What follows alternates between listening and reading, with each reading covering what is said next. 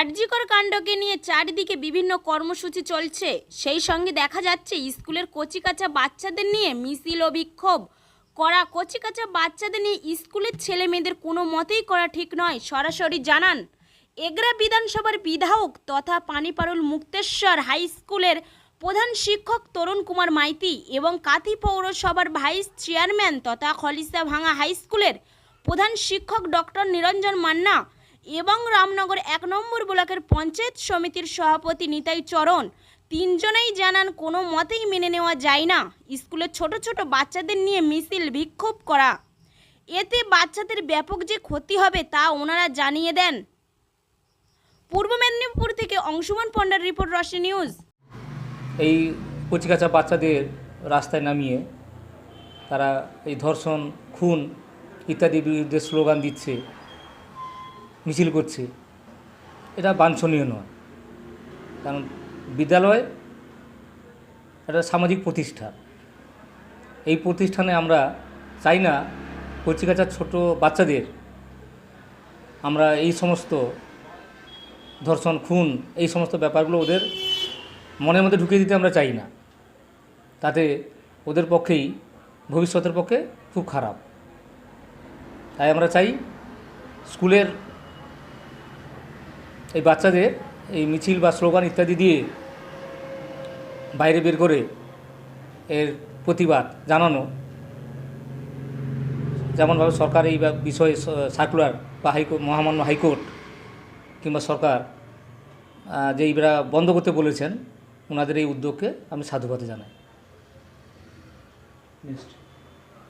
কোনো প্রোগ্রাম বাদে কোনো কিছুতে মাইনর ছাত্রছাত্রীদের যুক্ত করা যায় না, এটা কোর্টেরও সম্ভবত সুপ্রিম কোর্টেরও ভার্ডিক্ট আছে।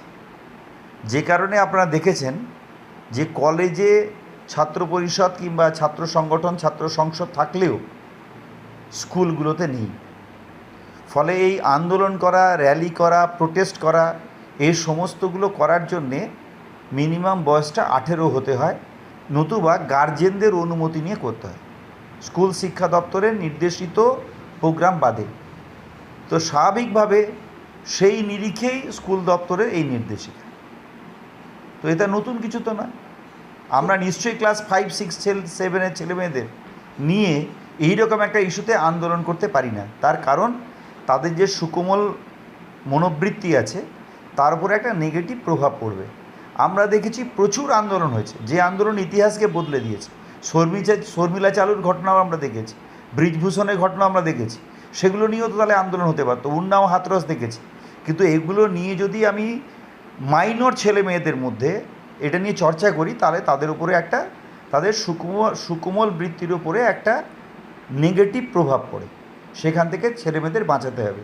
নিশ্চিতভাবে ঘটনাটা সেন্সিটিভ, এটা অস্বীকার করা যায় না। কিন্তু তাদেরকে যারা এখনও পর্যন্ত অভিভাবক অভিভাবিকার তত্ত্বাবধানে থাকার কথা, তাদের আঁচলের তলায় থাকার কথা, তাদেরকে প্রোটেকশন দেওয়ার দায়িত্ব মাস্টারমশাই এবং অভিভাবক অভিভাবকেদের। নিশ্চয়ই তাদেরকে আমি এক্সপোজ করতে পারি না, সেই কারণের জন্য আমাদের শিক্ষা দপ্তর আইন এই নির্দেশিকা দিয়েছেন। সেক্ষেত্রে দেখা যাচ্ছে যে একদিকে যদিও আপনার সাংগঠনিক এলাকা নয়, শিক্ষা প্রতিষ্ঠান থেকে রাস্তায় নিয়ে আজকে যে ধরনের মিছিল বা স্লোগানের মাধ্যমে আর্যকের ঘটনার প্রতিবাদ জানা হচ্ছে, আমরা মনে করি শিশু মনে তার প্রভাব পড়ছে। শিশু মনে প্রভাব পড়া মানে তাদের ক্ষতি হচ্ছে।